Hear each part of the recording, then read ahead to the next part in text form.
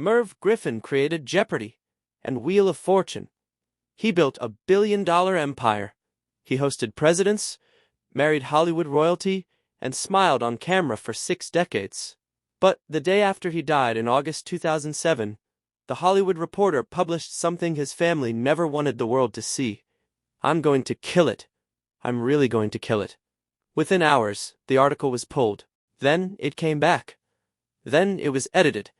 For 15 years, the people closest to him fought to keep one truth buried. 2 lawsuits in the early 90s had already hinted at it. A $200 million palimony case almost blew everything open, but Merv's machine kept it quiet. Now, with the recent release of the 2025 documentary Merv: The Untold Empire, and the ongoing legal battles surrounding the estate, the full story is finally emerging.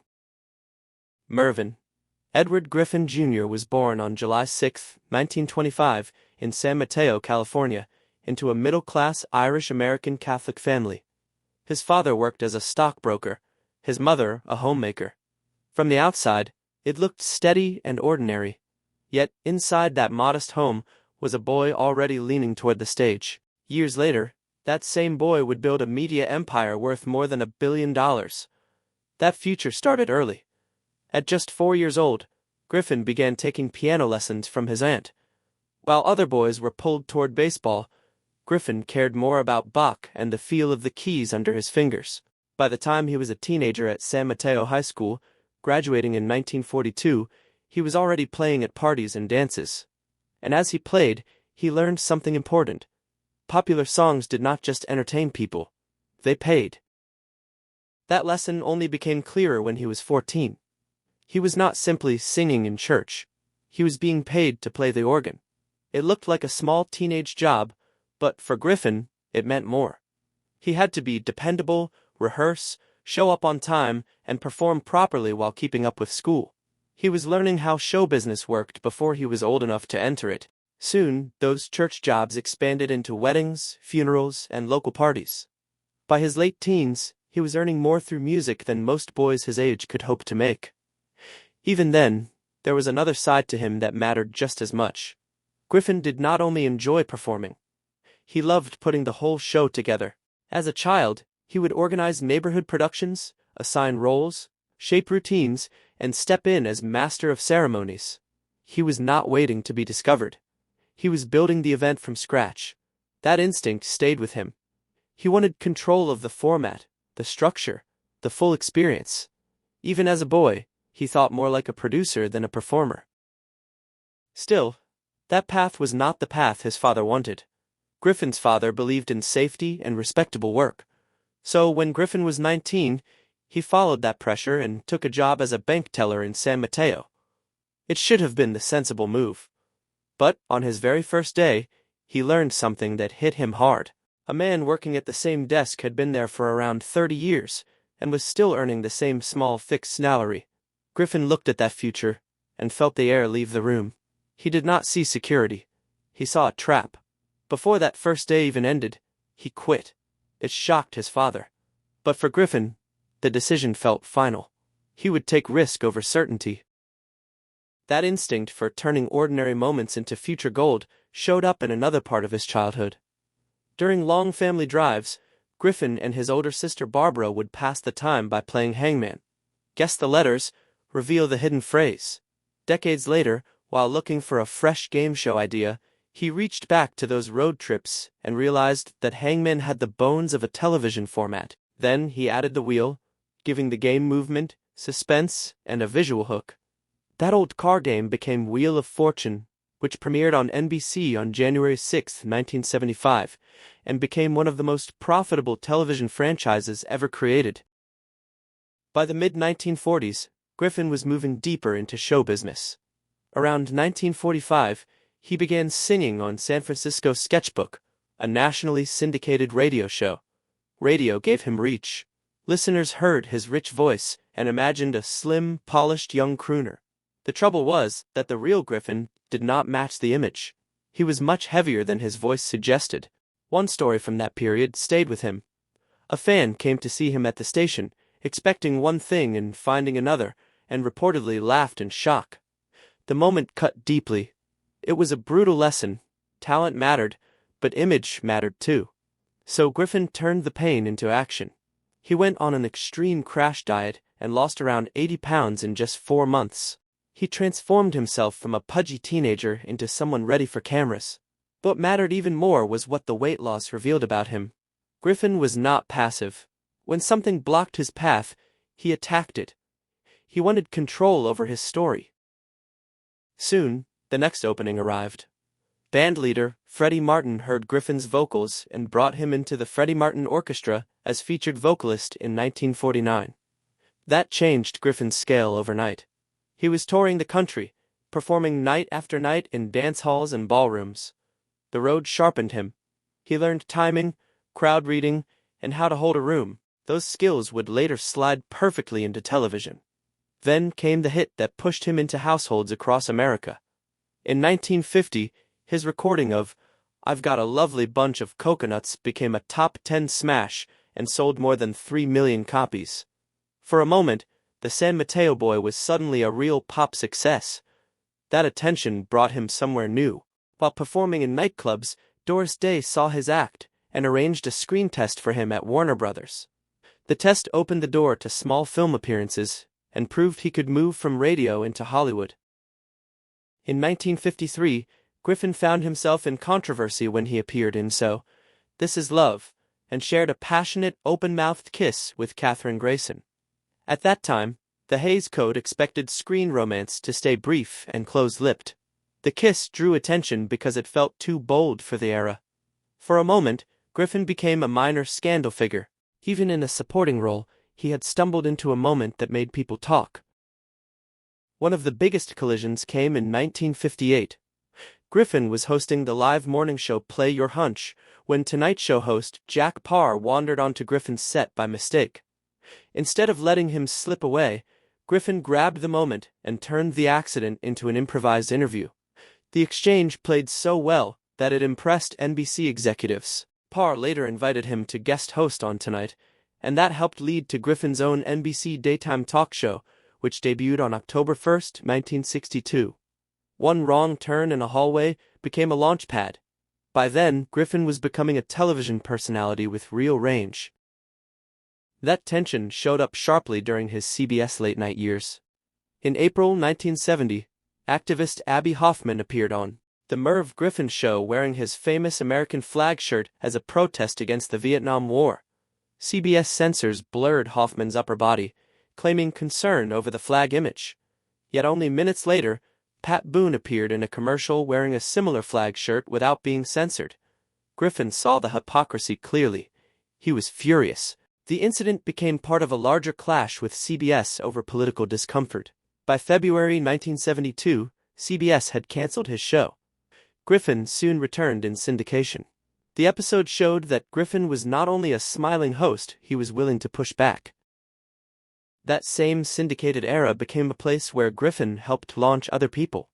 On October 29, 1974, a 27-year-old Arnold Schwarzenegger appeared on The Merv Griffin Show, still largely unknown to American audiences. Interviewed poolside at the Beverly Hilton, Arnold flexed, talked about his immigrant dreams, and explained he was making $25,000 a year laying bricks. His English was rough, but viewers found him charming. Griffin gave him a spotlight at exactly the right moment. Schwarzenegger later said the appearance helped launch his Hollywood path. After Griffin died in 2007, Governor Schwarzenegger delivered the eulogy and called him a big part of his success. In the mid-1970s, Clint Eastwood introduced Griffin to transcendental meditation. Griffin embraced the practice so fully that he devoted full episodes of his show to Maharishi Mahesh Yogi, including a major special on May 4, 1975. He continued practicing twice a day for around 30 years, and credited meditation with helping him stay calm through the pressure of television. Across those years, The Merv Griffin Show grew into a giant force, winning 11 daytime Emmys between 1974 and 1985. By the time its run ended, the show had featured more than 25,000 guests over 24 years. Whitney Houston made her television debut there in 1983. What Griffin had built was no longer just a successful show. It was a platform that reflected American culture in real time. And then came the idea that changed television forever. In 1963, while flying back to New York, Griffin was sketching game show ideas. Someone made the comment that Unlocked Everything quiz shows had been damaged by cheating scandals. So why not reverse the setup? Why not give people the answers and make them come up with the questions? Griffin immediately saw it. Before the flight ended, the rough shape of Jeopardy already existed. When the show premiered, it did so under the name that would become television history. Yet even a hit like Jeopardy was not safe forever. NBC canceled it on January 3, 1975, wanting younger viewers. On September 10, 1984, Jeopardy returned in syndication with Alex Trebek as host. By the time Trebek died in 2020, he had hosted more than 8,000 episodes. All of that success led to one of the biggest business moves of his life. On May 6, 1986, at age 60, Griffin sold Merv Griffin Enterprises to Columbia Pictures Television for $250 million in cash. At the time, it was the largest sale of an entertainment company owned by a single person. Forbes called him the richest performer in Hollywood. In November 1987, Griffin bought the Beverly Hilton, the famous 592-room hotel. It was not just a hotel, it was a symbol. Just a year earlier, he had sold his production company for $250 million. Now, he was turning television fortune into real estate and power. He even moved into a 3-bedroom suite on the top floor. Award shows happened there. The Golden Globes happened there. Then he went even bigger. In 1988, Griffin faced Donald Trump in a fight over Resorts International. Griffin agreed to buy it for $365 million and take on another $925 million in debt. At first, the deal made him look fearless. He had beaten Trump, but the triumph did not last. In less than 10 months, Resorts reported a loss of $46.6 million.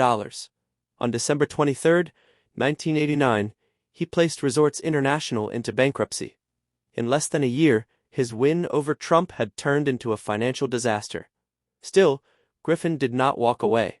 By 1998, Griffin Gaming was sold for about $350 million. A move that once looked like pure ruin became a partial recovery.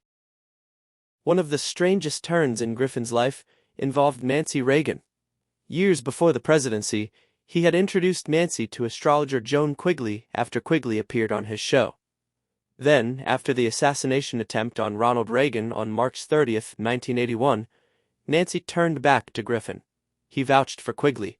From there, Quigley began advising on the timing of Reagan's schedule, reportedly paid $3,000 a month. Her guidance affected major scheduling decisions, including timing around the 1985 Geneva summit with Mikhail Gorbachev.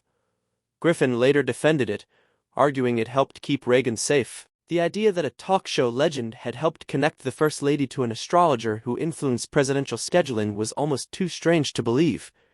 Yet it was real. And yet, beneath all the glamour, there was another story building for years, one that finally exploded in the early 1990s. In April 1991, Danny Terrio, the host of Dance Fever, filed an $11.3 million sexual harassment lawsuit against Griffin. Terrio claimed the misconduct stretched back years, involving unwanted touching and coercive behavior. The case was later dismissed, but the accusations burst into public view in 1992 when Terrio spoke about them on Geraldo Rivera's show. For many viewers, it was the first time they had heard such allegations attached to a major television mogul. Then another lawsuit hit. In March 1991, Brent Plott, Griffin's former bodyguard and horse trainer, filed a $200 million palimony lawsuit in Florida. Plott claimed the two had been lovers for years, and that Griffin had promised him lifetime financial security.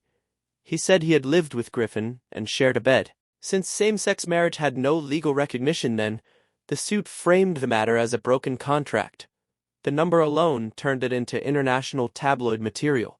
Griffin fought back hard, dismissing both suits as extortion. The courts did not deliver criminal charges, and the lawsuits were dismissed. But the damage was done in another way. The private part of Griffin's life was now being dragged into public view. This brings us to the secret his family hid for 15 years. On August 16, 2007, just before his funeral, The Hollywood Reporter ran a front-page web article declaring that Merv Griffin was gay. The story described Griffin as a closeted man who had spent his life hiding a central truth while building a huge empire. Within hours, the article was pulled, likely because of legal pressure and fear of backlash. But the removal only made the story bigger. People noticed. Writers pushed back. Soon the article returned, though softened in parts. Even in death, Griffin's private life was still wrapped in caution and control. For 15 years, his family and estate fought to keep that truth buried, editing obituaries, deflecting questions, and quietly shaping the narrative. In 2025, the documentary Merv: The Untold Empire premiered, bringing the story back into the spotlight. Featuring never-before-seen interviews and archival footage, the film directly addressed the lawsuits, the Hollywood Reporter article, and the long silence. Critics noted that the documentary treated Griffin's sexuality with respect, while refusing to look away from the complexity of a man who built a family-friendly empire while living in secrecy. The documentary's release has reignited conversations about how Hollywood's golden age forced powerful men to hide their true selves. Merv Griffin died on August 12, 2007, at the age of 82 from prostate cancer. 5 days later, his funeral was held at the Church of the Good Shepherd in Beverly Hills. About 500 mourners attended. Nancy Reagan was there. So were Alex Trebek, Vanna White, Pat Sajak, and Arnold Schwarzenegger, who delivered the eulogy. After the service, guests were taken to a reception at the Beverly Hilton. It was a fitting final circle. The place he had made part of his identity now helped host his farewell. But the secret his family tried so hard to protect for 15 years could no longer be contained. The truth, as it always does, changed everything.